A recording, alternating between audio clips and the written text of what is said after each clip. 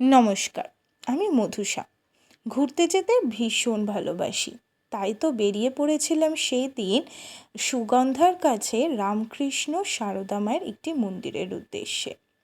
জানেন তো, অনেক দিন ধরে যাওয়ার খুব ইচ্ছা ছিল এই মন্দিরটাতে। শুনেছি খুব সুন্দর জায়গা, আর সত্যি গিয়ে দেখলাম সত্যিই এটা খুব সুন্দর জায়গা। প্রথমত একটা গ্রাম্য পরিবেশের মধ্য দিয়ে এসেছি, এবং তারপরে এখানে এসে এত গাছগাছালি, এত সুন্দর একটা পরিবেশ, সত্যি মন জুড়িয়ে যায়। কেউ যদি চায় নিজের পরিবারের সঙ্গে কিছুটা সময় যাপন করার জন্য, তো তার জন্য এই জায়গাটা খুব সুন্দর হবে। আর মন্দিরের ভিতরটাও এতটাই সুন্দর যে বলার কথা নয়।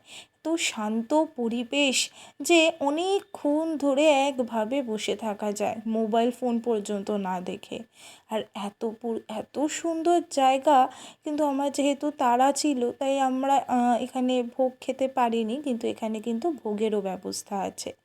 আজকে আসি, আবার দেখা হবে।